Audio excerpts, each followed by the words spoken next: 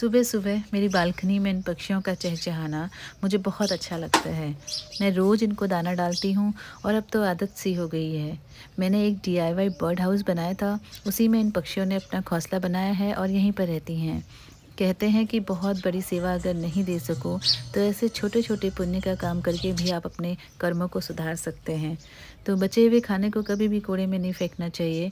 इनको खाने के लिए बहुत सारे जानवर हैं, पक्षियाँ हैं, इनको दे दो। एक छोटी सी प्लेट रखी है, उसी में मैं खाना डाल देती हूँ और सारा का सारा ये खाना खा लेती हैं। और आज की वीडियो में मैं आपके साथ शेयर करने वाली हूँ अपने किचन का मंथली रूटीन, कि मंथली रूटीन में मैं क्या-क्या अपने किचन में काम करती हूँ। ये रूटीन मैंने अभी कुछ ही महीनों पहले स्टार्ट किया है और ये इतना फ़ायदेमंद रहा मेरे लिए, सच में बहुत ज़्यादा। क्योंकि कुछ टाइम तो मुझे सिर्फ रूटीन बनाने में लग गया था। मैंने एक लिस्ट तैयार की जिसमें कि डेली रूटीन, वीकली रूटीन और साथ ही मंथली जो मुझे काम करने होते हैं, मैंने वो मेंशन किया है सारा का सारा। लिस्ट बना लेना तो बहुत आसान होता है, लेकिन उसे फ़ॉलो करना बहुत मुश्किल होता है।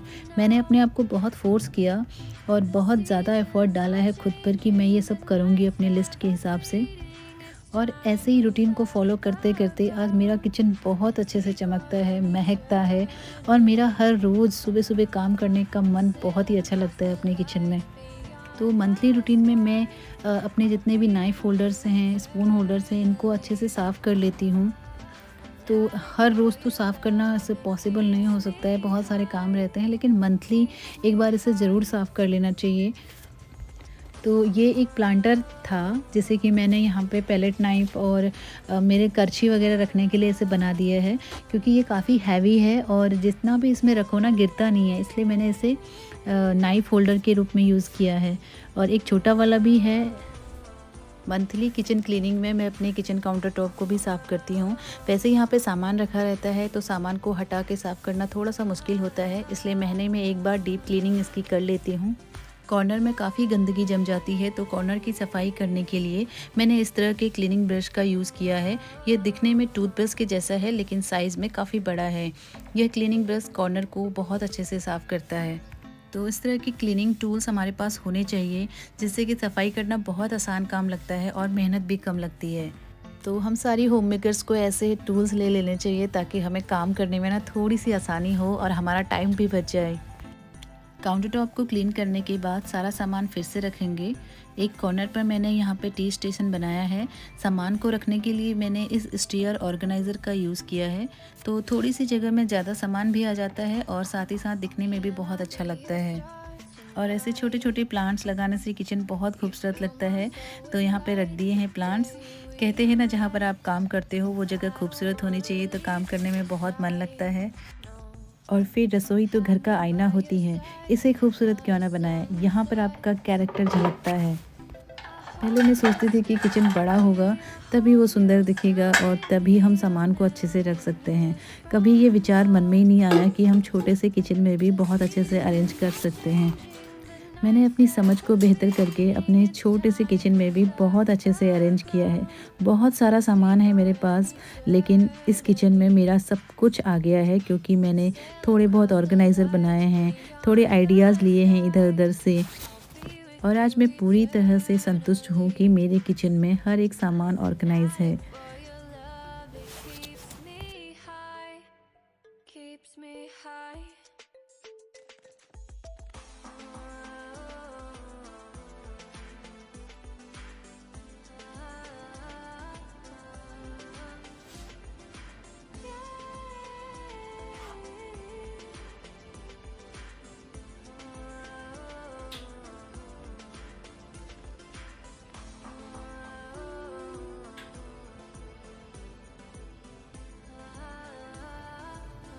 तो यहाँ पे मैं बना रही हूँ एक किचन क्लीनर सॉल्यूशन।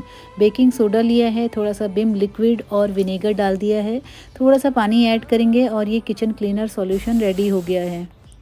तो इस लिक्विड से किचन सिंक तो साफ़ होता ही होता है, चमकदार भी बनता है और जो जितने भी इंसेक्ट होते हैं ना, वो विनेगर सोडा के संपर्क में आने से वो ख़त्म हो जाते हैं, फिर आते भी नहीं हैं जल्दी। और इससे मकड़ियाँ भी दूर भागती हैं, क्योंकि मकड़ियों को ना खट्टे से बहुत नफ़रत होती है, तो इसलिए मकड़ियाँ नहीं आती हैं। क्योंकि पहले जब मैं 1 साल पहले आई थी यहाँ इस क्वार्टर में, तो हमेशा मकड़ियाँ बहुत ज़्यादा आती थी। सुबह उठो तो उनके जाले लगे रहते थे। अभी बिल्कुल भी नहीं आती हैं, बिल्कुल कम हो चुका है मकड़ियों का आना। तो आप एक स्प्रे बोतल में रख के भी इसका यूज़ कर सकते हैं, छिड़क सकते हैं जहाँ पर भी मकड़ियाँ आती हैं, तो मकड़ियाँ बिल्कुल नहीं आएंगी। तो मेरा किचन सिंक साफ़ हो चुका है। अब यहाँ पे अच्छे से जितना भी मेरा सामान है उसको भी क्लीन कर लूँगी और यहाँ पे रख लूँगी।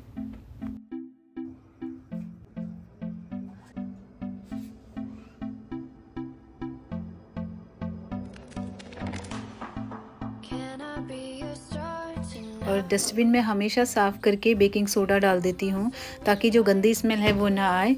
और हमेशा मैं ट्रेश बैग लगाती हूँ। अभी कुछ महीने पहले ही हमारे आर्मी में एक लेक्चर हुआ था कि गीला कचरा और सूखा कचरा हमेशा अलग अलग रखना चाहिए। और गीले कचरे से मैं बहुत सारी खाद भी बनाती हूँ, बहुत अच्छी खाद बनती है उससे। और जब भी मेरे कोई ग्लास टूट जाते हैं ना, तो मैं कैसे उसको डस्टबिन में फेंकती हूँ। एक कपड़ा बिछा लेती हूँ। हमारे घर में बहुत सारी बेडशीट पुरानी होती हैं, एक छोटा सा कट करके उसे इस तरीके से बिछा लेती हूँ। और ग्लास जो भी टूटे फूटे ग्लास होते हैं मेरे, वो मैं इसमें इस तरह से टाइट बांध लेती हूँ, ताकि कोई भी गाय अगर कचरा खाने जाए, क्योंकि हम हमेशा क्या करते हैं ना, सारा कचरा एक साथ डाल देते हैं। और वो चाहे वो कांच हो चाहे फिर बाल हो, वो इस तरह से कचरे में डाल देते हैं। फिर गाय आती है और उसे खाती है, तो बहुत ज़्यादा उसे नुकसान होता है। तो जो भी एक साथ खाना और कचरा एक साथ फेंकते हैं ना, तो प्लीज़ मत फेंकिए, उसे अलग अलग फेंकिए, अलग अलग डस्टबिन में फेंकिए, ताकि जानवरों को ना कोई नुकसान ना हो। और मंथली रूटीन में मैं सारे कंटेनर्स को भी साफ़ कर लेती हूँ। और जो किचन क्लीनर बनाया था उसी में मैंने ये कपड़े को डुबो कर निचोड़ लिया, और सारे कंटेनर्स और ग्लास जार जितने भी हैं वो साफ़ कर लिए। और ये अगर महीने महीने में करते रहो ना साफ़, बहुत जल्दी जल्दी साफ़ हो जाता है, बहुत ज़्यादा मेहनत की ज़रूरत नहीं लगती है इसमें।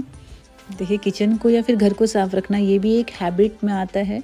अगर हमारा रूटीन सही नहीं है, हमारी हैबिट सही नहीं है, तो फिर ये भी एक बोझ लगेगा।